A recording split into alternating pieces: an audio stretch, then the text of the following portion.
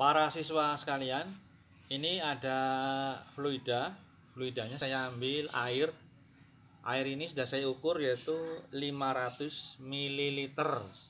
Air ini akan saya tuangkan ke gelas ukur yang di gelas yang bening ini, dan nanti akan saya kembalikan lagi ke gelas ukur semula.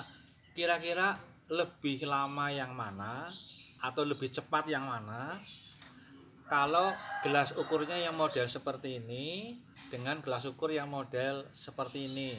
Kalau saya tuangkan ke sini, berarti fluida ini saya alirkan ke gelas ukur yang bening. Oke, kita mulai aja dari gelas ukur yang kecil menuju ke gelas ukur yang besar. Oke, 1, 2, 3.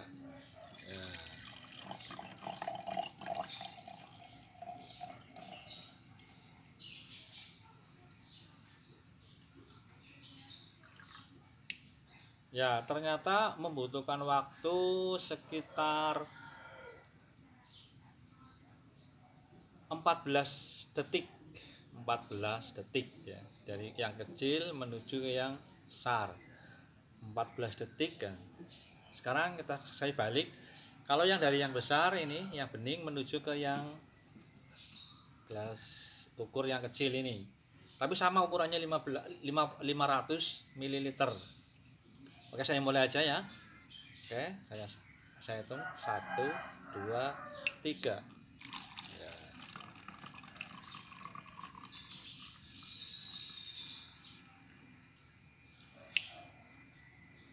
Ya, ternyata lebih cepat dari yang besar menuju ke yang kecil, di mana waktunya hanya sekitar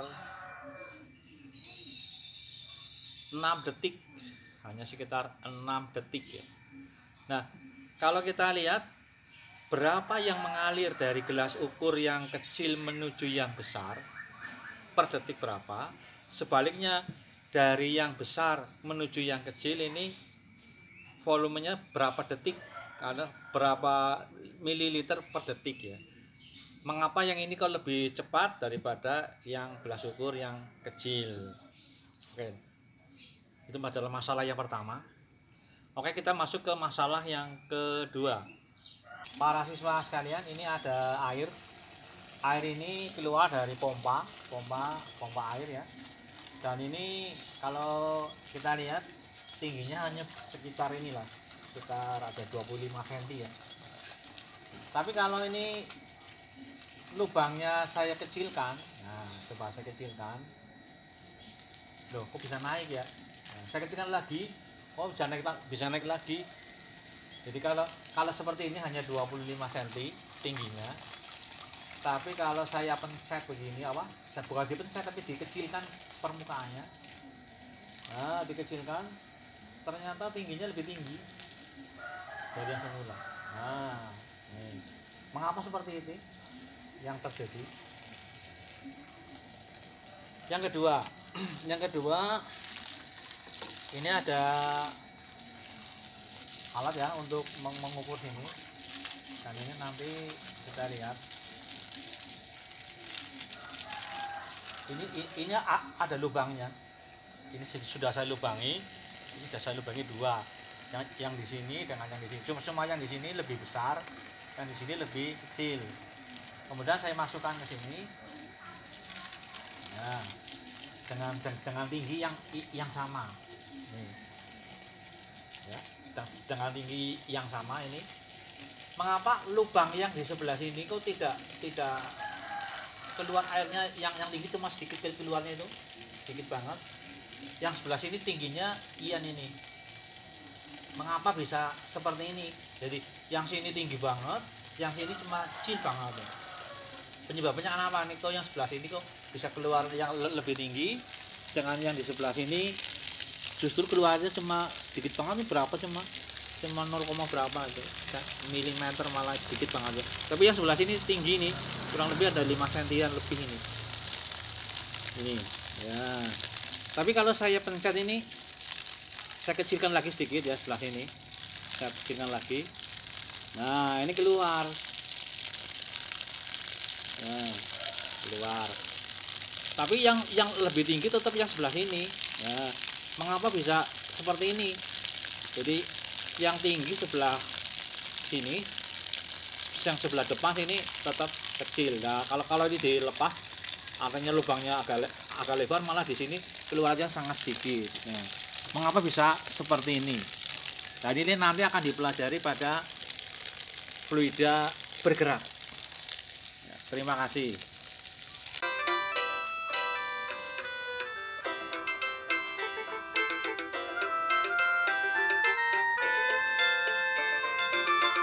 Assalamualaikum warahmatullahi wabarakatuh. Para siswa sekalian, khususnya siswa kelas 11 IPA dan siswa kelas 11 IPS, pada mata pelajaran fisika dan lintas minat fisika. Topik yang akan saya bawakan pada pembelajaran daring kali ini adalah tentang fluida bergerak atau fluida dinamika. Fluida bergerak ini nanti akan digunakan pada air yang dialirkan oleh pompa air. Nah, nanti kita pelajari pada video-video yang sudah saya siapkan. Dan saya ingatkan kembali kepada semua siswa, untuk pelaporan itu harus sesuai dengan apa yang saya harapkan, yaitu mengikuti paling tidak itu urutan nomornya, urut dulu. Jangan urutannya mencar-mencar 1, 3, kemudian 8, 9. Kalau yang seperti ini nggak jadi. Jadi tolong yang sudah mengirimkan dengan nomor acak diulangi lagi dan kirimkan ke email saya yang ada di bawah ini. Terima kasih.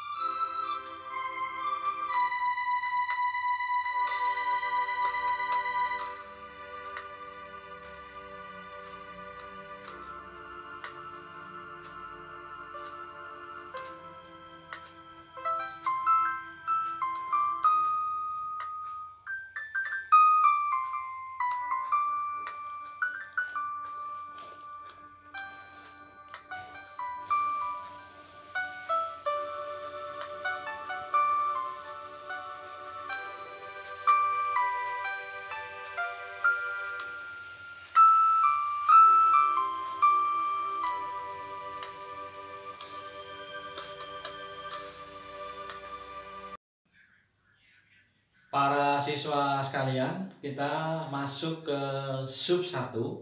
Kita bahas tentang fakta yang ada di lapangan. Bahwasanya tadi pada video yang sebelumnya sudah saya sebutkan bahwasanya ada gelas ukur yang kecil, ada gelas ukur yang besar. Tadi yang kecil itu dipakai untuk menuangkan dulu ke gelas ukur yang besar. Isinya sama, volumenya tadi 500 ml. Ya. Ternyata setelah ini dituangkan 500 ml ke gelas ukur yang besar, waktunya lebih panjang atau lebih besar daripada yang gelas ukur yang besar ke gelas ukur yang kecil, waktunya lebih sedikit. Mengapa bisa lebih sedikit yang besar ke yang kecil, sedangkan kalau yang kecil ke yang besar waktunya lebih lama? Mengapa bisa seperti ini? Karena kalau kita lihat permukaan dari gelas ukur yang kecil ini itu karena isinya banyak, harus hati-hati sehingga tidak semudah kalau yang gede. Sehingga supaya airnya nggak tumpah, tidak membleber ke kanan kiri, makanya harus lebih hati-hati daripada yang gelas ukur yang besar yang lebih luas permukaannya, sehingga otomatis air yang mengalir ke gelas ukur yang besar ini kuotanya lebih sedikit, sehingga butuh waktu yang lebih panjang. Sedangkan di gelas ukur yang besar karena permukaannya sudah besar, otomatis bisa mengalirkan volume yang lebih banyak. Nah, kalau dialirkan ke volume yang lebih banyak, otomatis waktunya jadi lebih sedikit. Jadi ini yang terjadi kalau ini permukaannya kecil, tadi yang ini ujungnya kecil, itu otomatis untuk mengalirkan butuh waktu. Sedangkan kalau yang permukaannya besar, ini otomatis yang dialirkan lebih banyak, sehingga waktunya yang besar ke yang kecil lebih sedikit, tapi yang kecil ke yang besar lebih panjang. Itu adalah fenomena yang terjadi atau fakta satu. Kita lihat gambar kedua. Gambar kedua yang ini. Ini ada selang tadi yang sudah diisi sudah ada aliran airnya. Air ini berasal dari pompa yang sudah dinyalakan sehingga itu airnya keluar terus ya. Nah, kalau ini lubangnya saya hadapkan ke atas tanpa diapa-apakan, ternyata tingginya H1. Setelah saya tutup sedikit sehingga lubangnya lebih kecil daripada yang ini, ternyata permukaan ini menaikkan tinggi air yang tadi tingginya H1 menjadi H2. Jadi H2 lebih besar daripada H1. Mengapa bisa lebih tinggi yang H2 daripada yang H1? Setelah ini dikecilkan permukaannya atau luasnya lebih kecil, berarti nanti V di sini. Nah, ini V di sini. Kalau ini V1, yang ini ke sana adalah V2, berarti V1 itu lebih kecil daripada V2. Jadi yang di V2 semprotannya lebih besar sehingga otomatis jangkauannya lebih besar. Jadi ini lebih tinggi daripada V1. Ini fakta kedua.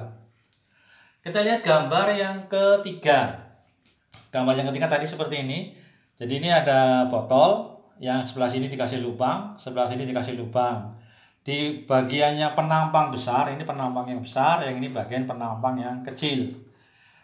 Dialiri air yang bergerak ke sana, ini bergerak ya, bergerak keluar. Ternyata yang sebelah kiri ini lebih tinggi daripada di sebelah kanan. Jadi H1 lebih besar daripada H2. Kalau ini airnya tetap mengalir ya, tetap mengalir ke arah kanan ini, mengalir ke sana terus ya. Nah, mengapa bisa yang ini lebih tinggi? Berarti sini P di sini, ini katakan P1, yang di sini nanti P2. P1 otomatis lebih besar daripada P2. Karena di sini hanya lebih tinggi daripada H2. Jadi nanti H1 lebih tinggi daripada H2 karena tekanan di P1 lebih besar daripada tekanan di P2. Ya, mengapa seperti ini? Nanti akan kita pelajari di hukum hidrodinamika. Ya, sekian dulu. Terima kasih.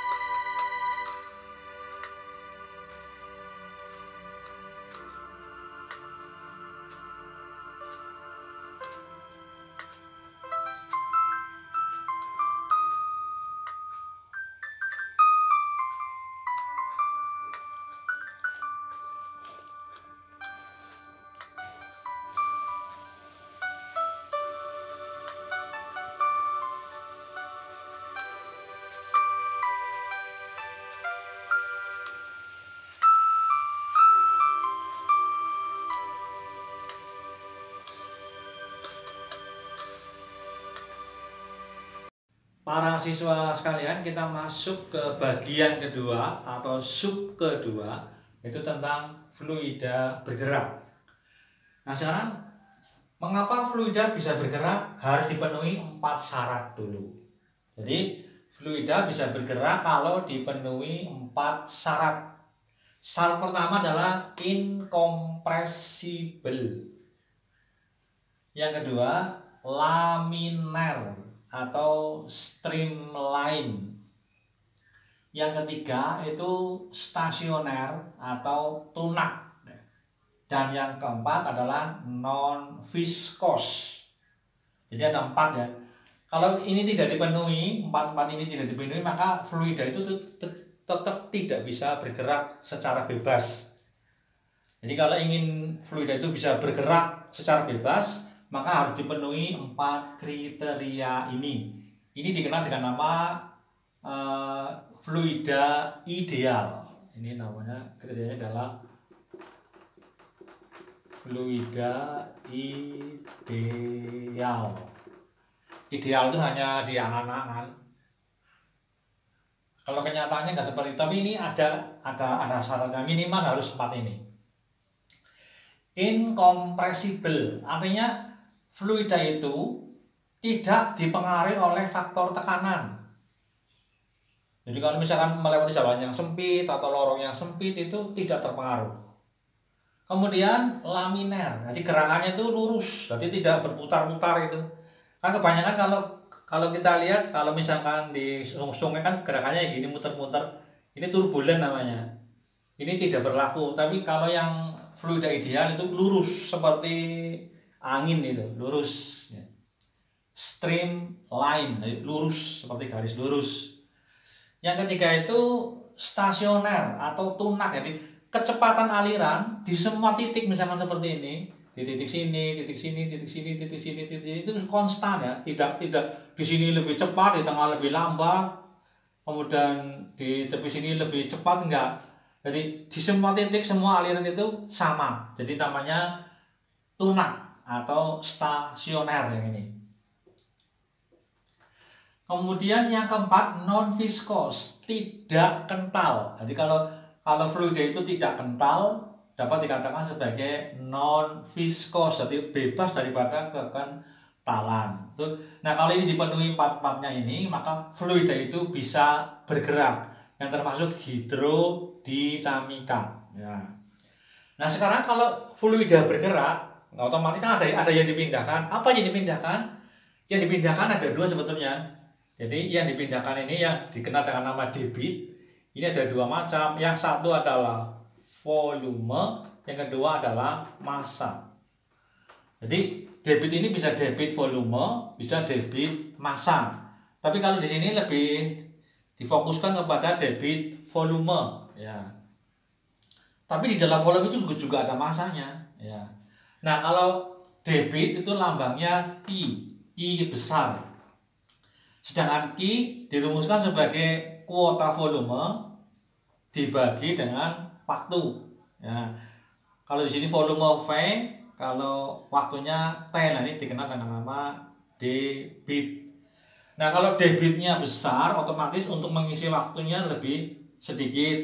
Tapi kalau debitnya kecil, untuk mengisi waktunya lebih lama. Nah, debit ini sifatnya konstan, maka dinamakan sebagai kontinuitas. Jadi nanti Q1 sama dengan Q2 sama dengan dan seterusnya. Dan kalau Q1 berarti nanti volume 1 dibagi T1. Di sini juga sama. Q2 sama dengan di sini volume 2 per T2.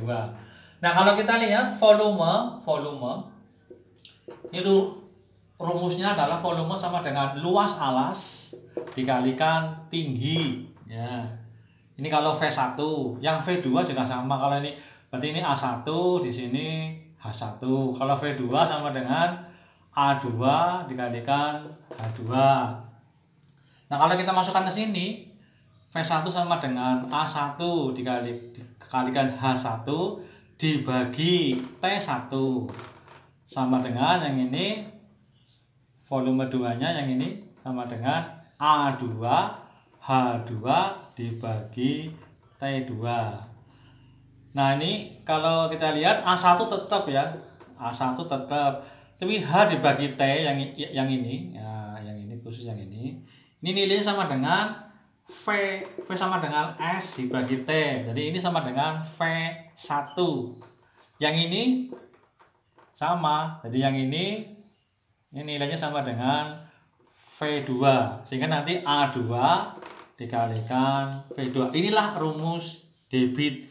Jadi kalau debit ini kontinuitas, maka nanti akan berlaku A1 V1 sama dengan A2 V2 sama dengan A3 V3 dan seterusnya. Kalau digambar berarti model seperti ini. Nah, gini, ini lebih kecil. Nah, ini lebih kecil, ini nanti lebih kecil lagi. Nah, lebih kecil. Nah, terus yang ini juga bisa lebih kecil. Nah, ini nanti V1, yang ini V2, yang sini V3. Nah, model seperti ini namanya kontinuitas. Terima kasih.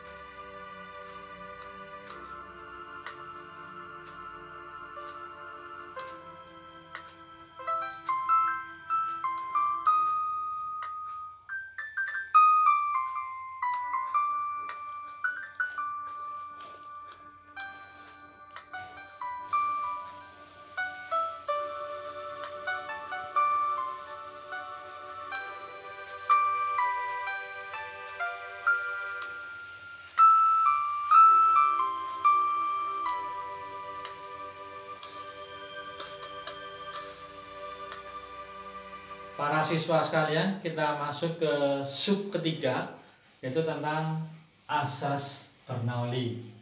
Asas Bernoulli ini menceritakan bahwasanya air yang melewati selang itu bisa mengalami perubahan kecepatan apabila salah satu dari permukaan lintang selang itu dikecilkan.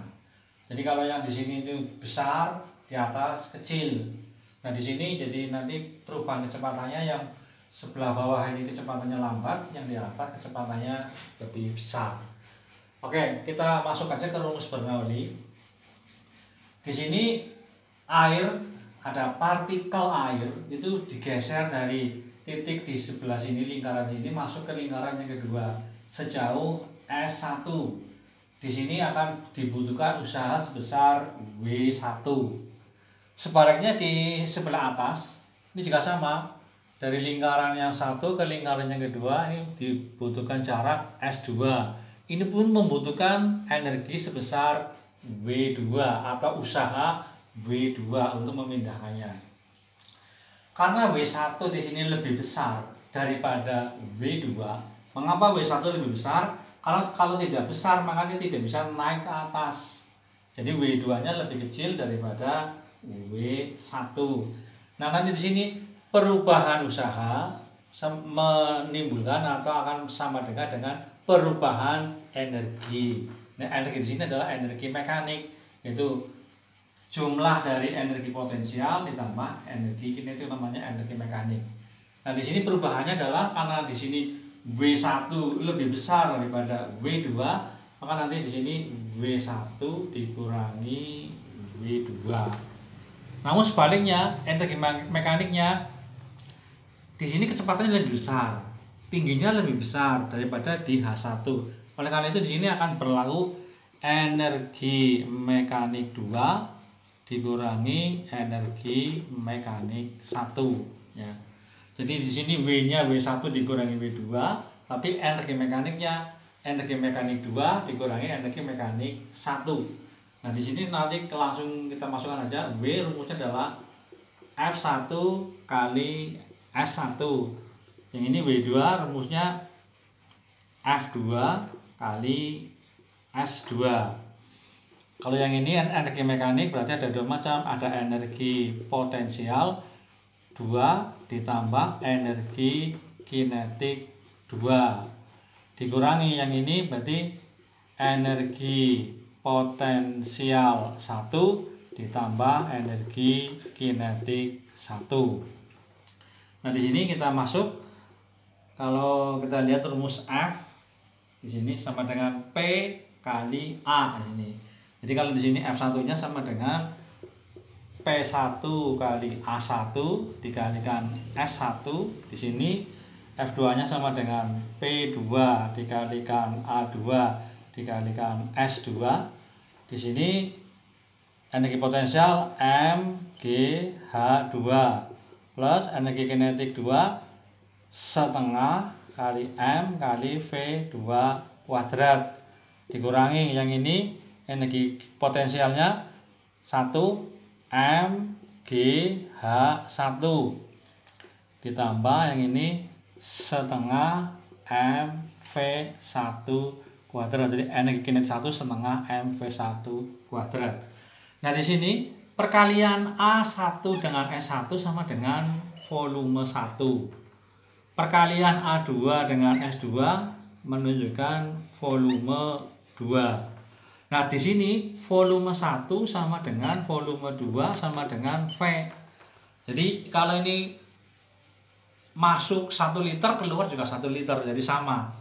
Nah, nanti kita masukkan ke sini, berarti P1 ini dikalikan dengan V minus P2 dikalikan dengan V sama dengan yang ini MgH2 ditambah setengah MV2 kuadrat dikurangi MgH1 plus setengah MV1 kuadrat. Nah, di sini karena V-nya sama, maka V-nya jadikan 1. Jadi nanti P1 dikurangi P2 sama dengan yang ini, kita lepas kurungnya sama dengan MG H2 plus setengah MV2 kuadrat minus ini kan dikalikan ini min MG H1 min setengah MV1 kuadrat. Nah, kalau kita lihat di sini untuk volume ini sama dengan ini. Jadi volumenya sama dengan M dibagi rho. Di sini V-nya diganti M dibagi rho dalam kurung P1 minus P2 ya, P2 sama dengan sini MGH2 plus setengah MV2 kuadrat minus MGH1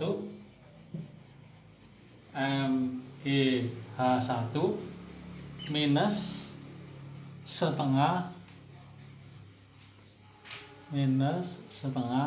MV1 kuadrat.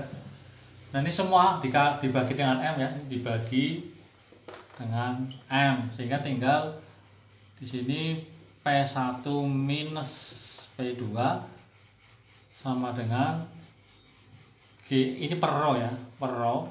Ini per row. Di sini tinggal G kali H2. G kali H2 plus setengah V2 kuadrat minus GH1 minus setengah V1 kuadrat. Nah, sekarang dikalikan dengan rho. Hasilnya tinggal P1 minus P2 sama dengan ini rho-nya kali ke sini. Berarti kali ini sama dengan rho GH2 plus setengah rho V2 kuadrat minus rho GH1 minus setengah rho V1 kuadrat. Nah, ini kelompok 1 1. Nah, ini kelompok 2 2 ya. Berarti ini yang 1, yang ini yang 2. Yang ada satunya kita kumpulkan, yang ada duanya kita kumpulkan. Ini yang pertama P1 dulu. P1 yang satu ini berarti ini rho GH1 berarti plus rho GH1, yang ini plus setengah rho V1 kuadrat sama dengan ini P2 nya pindah ke sini jadi P2 plus yang ini rho GH2 plus setengah rho V2 kuadrat. Ternyata di sini P rho GH plus setengah rho V kuadrat sama dengan yang sebelah sini, cuma kodenya ganti 2 2 2. Akibatnya nanti tinggal diganti aja P tanpa angka 1 atau 2 plus rho GH plus setengah rho V kuadrat konstan. Nah, inilah yang disebut dengan nama hukum apa? Asas Bernoulli. Bukan hukum tapi asas ya. Ini asas Bernoulli. Nah, demikian apa yang dapat saya jelaskan di sub ketiga. Apabila ada yang tutur kata yang kurang berkenan, saya mohon maaf. Billahi taufiq wal hidayah. Wassalamualaikum warahmatullahi wabarakatuh.